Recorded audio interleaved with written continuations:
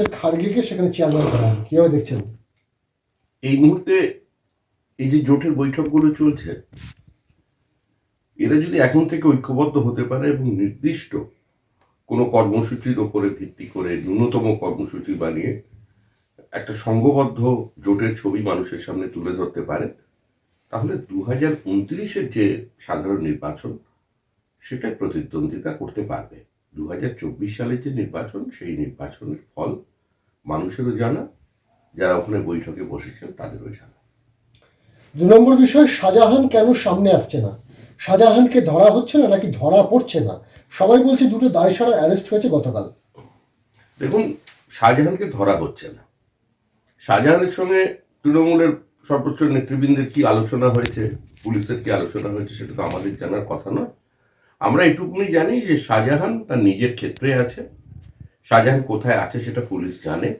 Shahjahan police প্রোটেকশনে আছে, কারণ শাহজাহানের অনেক সহকারী যারা ছিলেন, হীরের টুকরোরা, তারা অনেকেই এখন শাহজাহানকে ছেড়ে কেউ নিউ টাউনের দিকে চলে গেছে, কেউ সোনারপুরের দিকে চলে গেছে, কেউ বারাসাতের দিকে চলে গেছে, আবার কয়েকজন অন্যদিকেও গেছে। তো সেই জায়গায় শাহজাহান সম্পূর্ণ পুলিশি আতিথেয়তাতেই আছে। যখন চাইবে ওরা, তখন শাহজাহানকে গ্রেপ্তার করবে। 2 নম্বর বিষয়, যে শাহজাহানের ঘটনায় কি আপনারা এনআইএ তদন্ত বা সিবিআই তদন্ত দাবি করবেন? অতীতেও আমরা বুদ্ধদেব ভট্টাচার্যের কাছে শাহজাহানের বিরুদ্ধে কমপ্লেন করেছি যে মুক্তাঞ্চল বানিয়ে দিয়েছে, ওখানে এমন কিছু ঘটনা ঘটছে যেটা ভারতবর্ষের মতো একটি রাষ্ট্রের কাছে অনভিপ্রেত।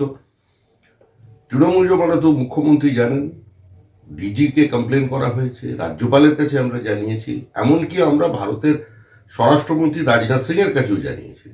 শাহজাহান দানপাত্র বসিয়েছে রোহিঙ্গাদের সমর্থনে প্রকাশ্যে, রোহিঙ্গাদের নিয়ে এসেছে, আশ্রয় দিয়েছে, পরে নূরপুরে ট্রান্সফার করেছে দক্ষিণ 24 পরগনায়। এটা সর্বজনবিদিত। যে ভাষায় ওখানে বিভিন্ন সমাবেশ থেকে বক্তৃতা করা হয়, তো সেখানে তো সুমোটো পুলিশের অ্যাকশন নেওয়া উচিত ছিল, সেডিশনের মামলা হওয়া উচিত, কিন্তু সেটা তো হয়নি। তাপস রায় আজকে বলেছেন যে আমি কোনোদিন কোনো পুরসভার পদে ছিলাম না, তাও আমার বাড়িতে তল্লাশি হলো। আমি মনে করি যোগ্যকে বঞ্চিত না করে দরিদ্র মানুষকে স্থায়ী অস্থায়ী চাকরি দেওয়া উচিত।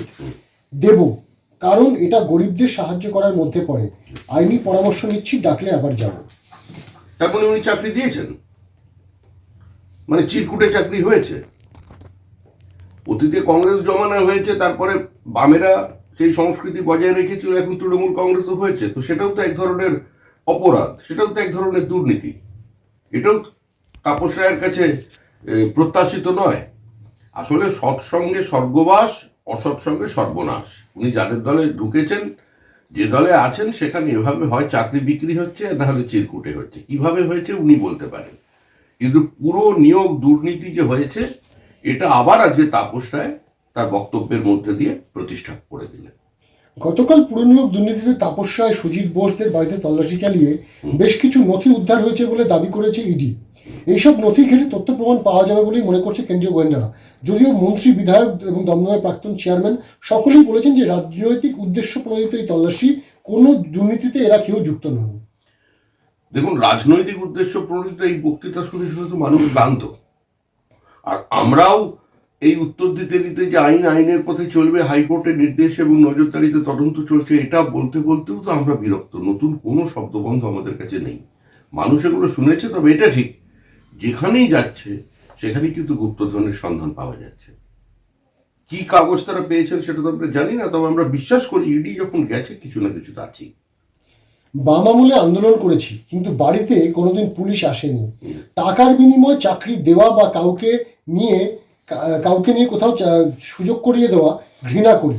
তবে তৃণমূল কর্মীদের জন্য সুপারিশ করেছি, দরিদ্র মানুষের জন্য চাকরির সুপারিশ করেছি, এর মধ্যে কোনো অন্যায় নেই। তাপস রায়, সুপারিশ করা অন্যায় নয়, কিন্তু যেখানে প্রতিযোগিতার মধ্যে দিয়ে মেধার মর্যাদা দিয়ে চাকরি হবার প্রয়োজন আছে, সেখানে সুপারিশটাও তো সরাসরি ব্যবস্থাটাকে অস্বীকার করা, এটাও তো একটা প্রাতিষ্ঠানিক দুর্নীতি।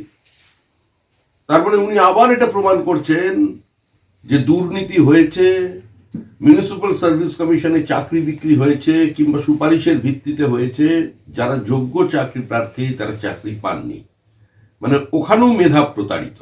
আসলে এটা তৃণমূলের কর্মসূচি এবং তৃণমূলের সংস্কৃতি, তাতে এখন তাপস রায় দুর্ভাগ্যজনকভাবে সম্পৃক্ত হয়ে গেছেন।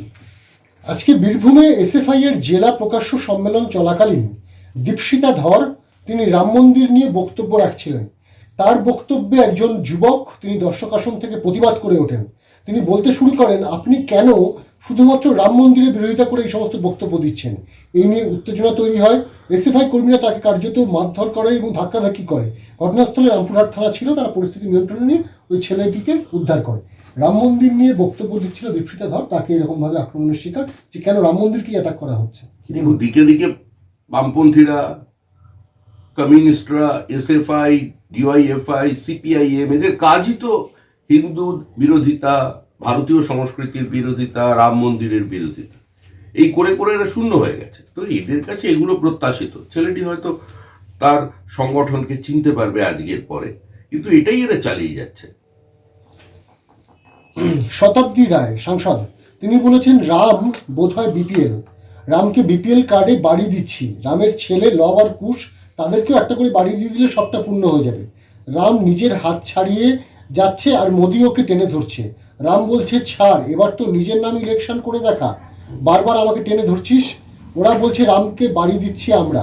এত ক্ষমতা, রামকে বাড়ি দিতে পারছে। রাম বোধহয় বিপিএল, রামকে বিপিএল কার্ডে বাড়ি দিচ্ছি, রামের ছেলে লবকুশকে আরেকটা করে দিয়ে দিলে সবটা পুরো। ধর্ম নিয়ে রাজনীতি করছে বিজেপি।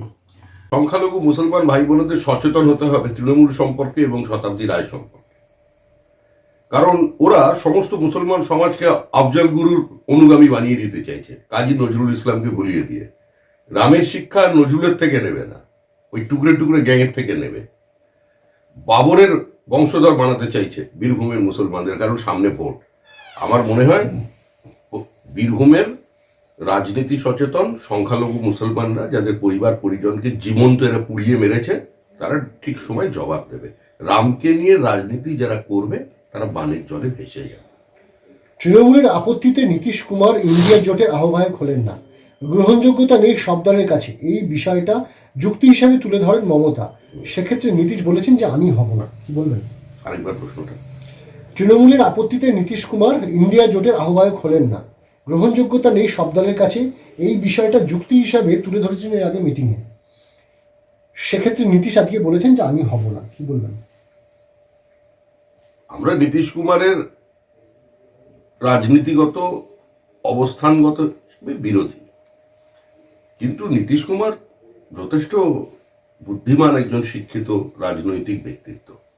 তিনি জানেন যে নেট প্র্যাকটিসে কে ক্যাপ্টেন হলেন আর কে ভাইস ক্যাপ্টেন হলেন এগুলো খুব একটা গুরুত্ব নেই, সেই জন্য উনি ওর মধ্যে থাকেননি।